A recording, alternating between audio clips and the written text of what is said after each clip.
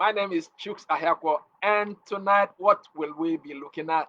I'll be looking at when your business depends on you. What do I mean when your business depends on you? It's really the starting point for every business.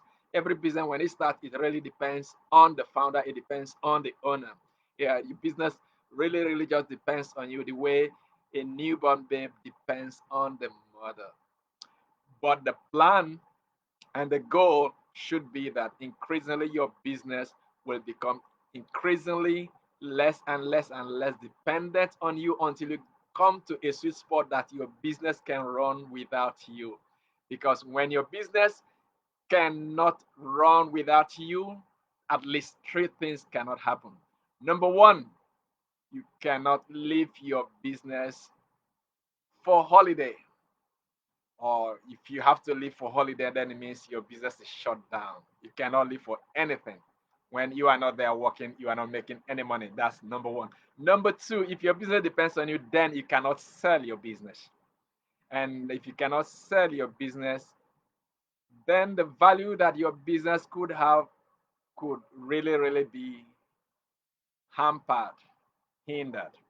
And then the third one, if your business depends on you, you cannot pass it on. You cannot pass it on to your child, to someone. You cannot. And so, because it depends on you, because your business is you. And someone made a statement, Michael Geber, by the way, a provocative statement. What did he say? He said that if your business depends on you, you don't have a business. What you do have is a job, and it's the worst sort of job to have on earth because you are employed by a lunatic. Well, not for you to feel so bad. Every entrepreneur, anyone who starts a business, gotta be crazy.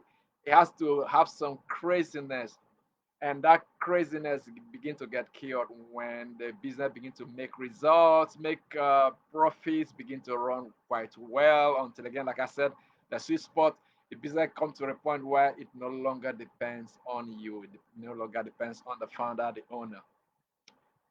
Three things very quickly that you can do when your business depends on you. Number one, just before those three things, is really, first of all, I just covered it, is to tell yourself the truth.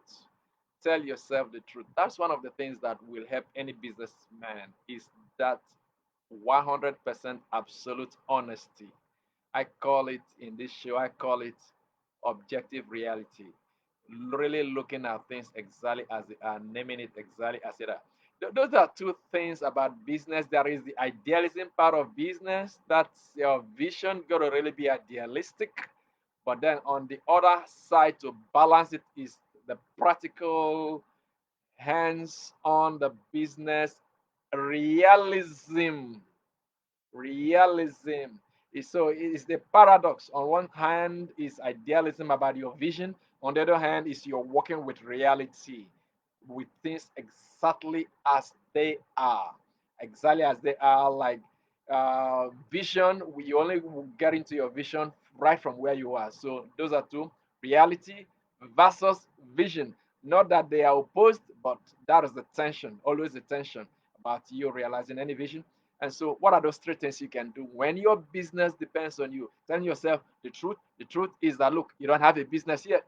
You don't have a business yet. You don't have a business, but your job is to create a business, to build one, to build a business. Which is what this show is about, the Big Keep Show, the Big Business Builders Show. And so, what are those three things? Number one is you beginning to look at your work in a way that you can see some part of the work that you can begin to pass pass to somebody else who, for example, can be your very first staff that you're going to bring in.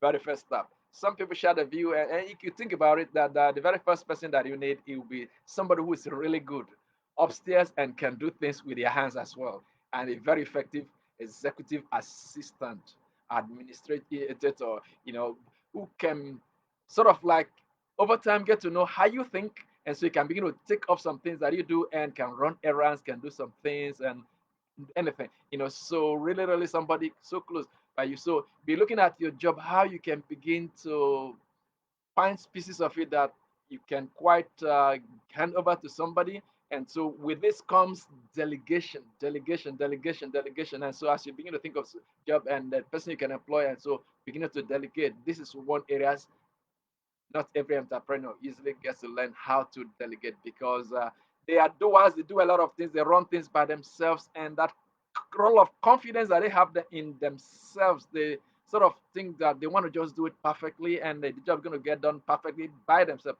So, what will I tell you here is that as you build your business, you need to slow down so that you can run faster. Slowing down is when you begin to delegate. Delegating means that you're taking some risk that the job is not going to come out quite perfectly, come out at the level you want it, but over time, the other person that you're delegating it to, they're going to become better. And so they're going to take off some load from you. And when you're not there, things can run. And so closely associated with delegating, which is why some people don't quite do it, is that of competence and trust.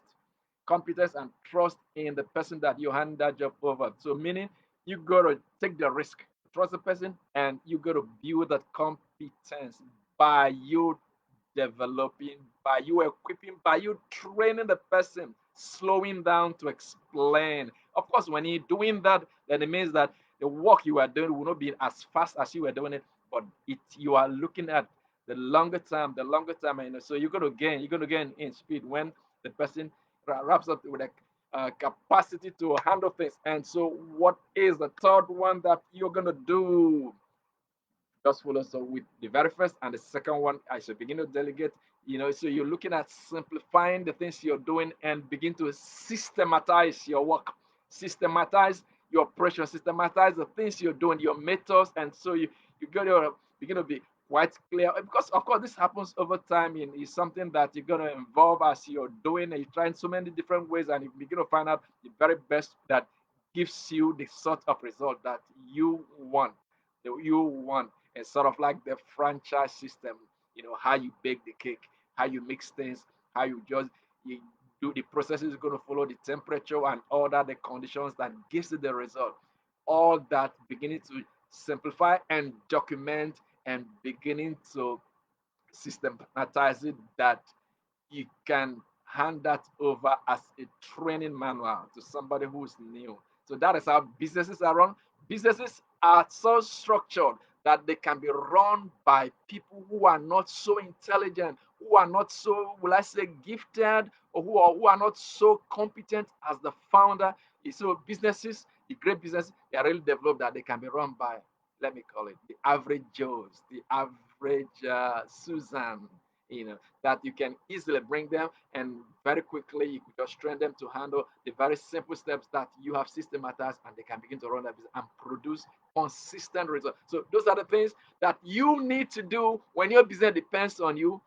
Beginning point is tell yourself the truth. The objective reality is you don't have a business yet, but your goal is that you're going to build a business. That is your goal. And so, with that, three things you could really begin to do is one, begin to prepare for bringing in your first staff, and with that goes delegation. And then, of course, the risk of delegation is that the work will go quite as you want it to do, but so because you understand the philosophy is that you slow down so that you can run faster, and so you're going to be training, developing the people, take time to train them, take time to explain the requirements of it, take time to explain to them what the excellence and the level, the standards that they need to keep, how the job needs to be done. This sort of like going to make you to become a patient person, to become more gentle, become clearer with really what you're doing. And so with that delegation, then the other one is so, and then your training to help to back up the delegation. And then the very third one is begin to systematize the work, systematize and in the documenting things. And so the great companies, the corporations of this world that I've worked in, that is how they became great. That the system, the processes are just there that people just come in and they just plug in, they just fit in and they begin to just run. That is how they stay strong. That is how they can grow big. That is how they can scale. So you start up one shop and then things are just running the same way. You're just running like that, then you can easily reproduce this elsewhere. So those are that's been my word for you today to encourage you as the business builder that you may start small, but your goal is to build something that is bigger, something that is much more than you. So till we see again, It's been my pleasure, Chooks Ayako, and the Big Cube Show on Chooks TV, the Big Business Builder Show. Good night and God bless you.